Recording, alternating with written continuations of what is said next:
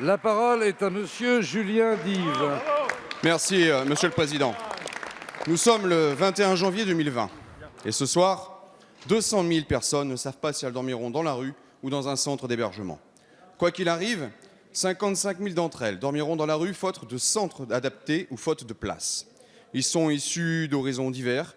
Vous les croisez chaque jour sans même vous en apercevoir. Certains se cachent pour se protéger. Pourtant, ils méritent toute notre attention. 200 000 sans domicile fixe en France. Ce chiffre ne cesse d'augmenter. Les associations, les professionnels sur le terrain le disent clairement. La situation s'aggrave chaque année et plus particulièrement chez les femmes.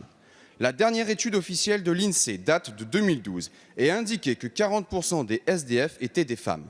La réalité pourrait être bien plus importante puisqu'il est difficile de recenser ces femmes qui sont obligées de se cacher pour éviter les violences de la rue et qui fuient souvent les centres d'hébergement où elles ne se sentent pas en sécurité.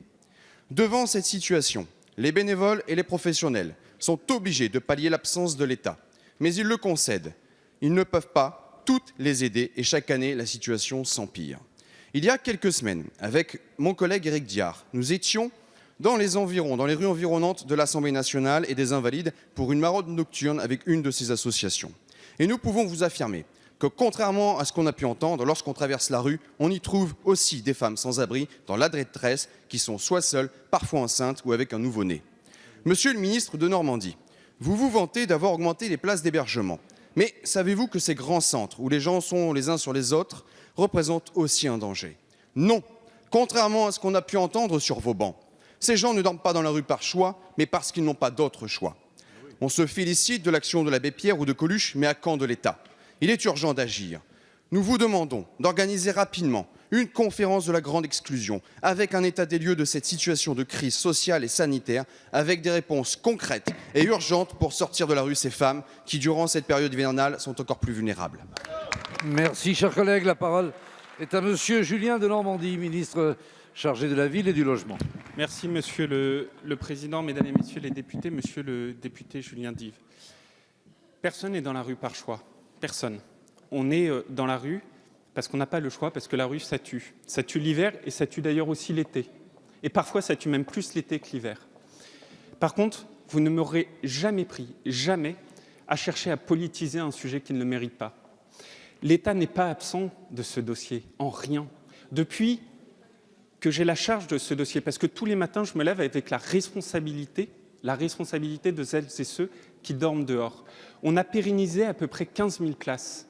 Depuis le 1er novembre, on a ouvert 11 000 places, dont 40% pour les familles. 11 000. Ce soir, le dispositif dont j'ai la charge, que l'État finance avec les associations, avec les collectivités locales, c'est l'équivalent de la ville du Mans. C'est ça ce que nous faisons. Alors, la grande difficulté, c'est qu'en dépit de ces efforts, il reste des centaines de personnes à la rue. Elle est là l'immense difficulté. Mais jamais je céderai à la tentation de politiser ce sujet. Jamais. Et ma détermination, elle sera totale pour continuer à ouvrir des places avec beaucoup de force. Et parallèlement à ça, monsieur le député, le budget qui vous a été présenté, que vous n'avez pas voté, figurez-vous, qui proposait une augmentation de 100 millions d'euros pour ouvrir plus de places d'hébergement d'urgence et pour faire aussi une politique qui est la politique du logement d'abord, c'est-à-dire trouver une solution pérenne, sortir les gens de l'hébergement en leur proposant un vrai toit. Parce qu'on n'a pas attendu votre proposition d'une conférence de je ne sais quoi. Tous les jours, nous sommes au travail avec les associations, avec les collectivités locales, pour l'hébergement d'urgence, pour le logement d'abord. Et dans quelques jours, le 31 janvier, nous aurons à nouveau cette réunion très importante autour de la Fondation d'Abbé Pierre, où nous pourrons, encore une fois, agir avec détermination, humilité aussi, mais jamais nous ne lâcherons, jamais. Merci, monsieur le ministre.